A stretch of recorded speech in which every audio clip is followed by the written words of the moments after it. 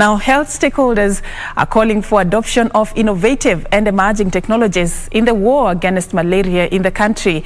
They say common such as insecticide-treated nets need to be backed by technologies such as gene drive if the country is to advance from controlling the spread of malaria to eliminating it. Under the aegis of African Institute for Development Policy, the survey, the stakeholders urged the government to allocate adequate resources to boost initiatives by institutions in fighting malaria and improving health.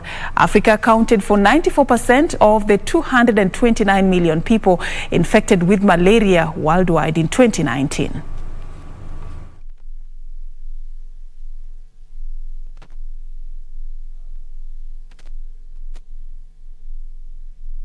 Emerging technologies have a role to play in changing the story of health in Africa.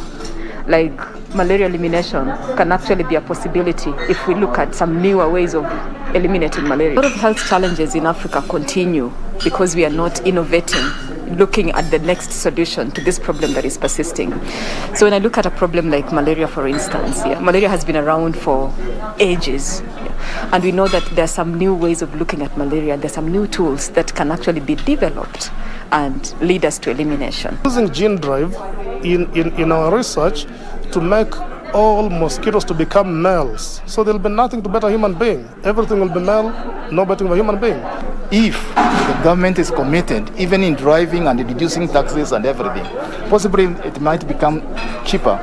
And therefore, what we require is a higher allocation of funding to researchers to be able to drive the research. The government has a bigger role to play on this, because if you look at the amount of research funding that the government is giving, it's too little to do any impact.